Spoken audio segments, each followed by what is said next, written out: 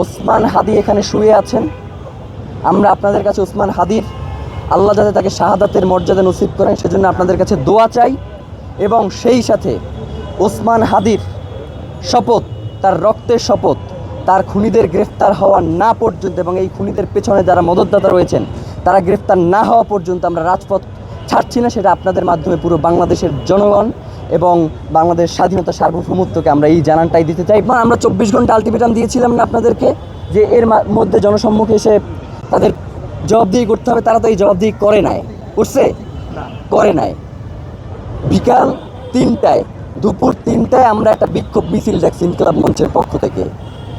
ওই বিক্ষোভ মিছিল পরবর্তী সময়ে আমরা কর্মসূচি ঘোষণা করব যে এই সরকারের সঙ্গে আমরা রয়েছি নাকি এই সরকার পতনের আন্দোলন আমরা ইনকিলাব মঞ্চের মাধ্যমে শুরু করব।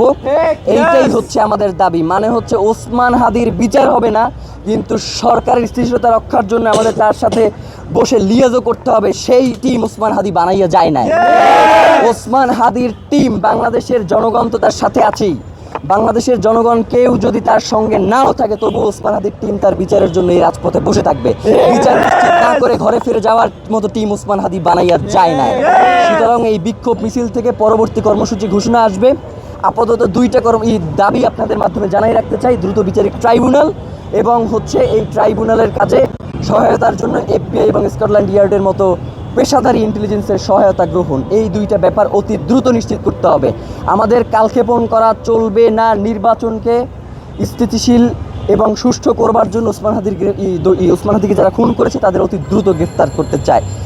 এইটাই হচ্ছে আমাদের দাবি, এর বাইরে আর কোনো দাবি নেই। আর আপনারা বিভিন্ন সময় আমাদেরকে যে প্রশ্ন করেন যে ভাই ওসমান হাদির ব্যাপারে আপনারা কি করলেন, ওসমান হাদির ব্যাপারে আপনাদের অবস্থান কি? ভাইরা, ওসমান হাদির ব্যাপারে শুধু আমাদের অবস্থান নাই। ওসমান হাদি কোনোদিন ইনকিলাব মঞ্চের টিমের মেম্বারদের দায়িত্ব গ্রহণ করে শুধু বলে নাই যে এই টিমটার যারা আছে এরাই আমার ব্যাপারে কথা বলে। ওসমান হাদি কোনোদিন এই টিমের ব্যাপারে কথা বলছে যে এই টিমরে আপনারা পুরো বাংলাদেশই করে দেন, তাদেরকে এস্টাবলিশ করে দেন, অমুক তমুক, এই ধরনের কোনো আলাপ করছে? শুধু বাংলাদেশের স্বাধীনতা সার্বভৌমত্বের কথা বলছে। সুতরাং বাংলাদেশের জনগণের দায়িত্বই হচ্ছে ওসমান হাদির খুনিদেরকে গ্রেফতার করা। এর বাইরেও বাংলাদেশের জনগণের আর কোনো দায়িত্ব রাখতে পারেন না। আমরা ইনকিলাব মঞ্চ আজকে এখন থেকে রাজপথে অবস্থান করবার ঘোষণা দিচ্ছি যে আমরা রাজপথ ছেড়ে যাচ্ছি না। আমরা এখন থেকে পুরোটা সময়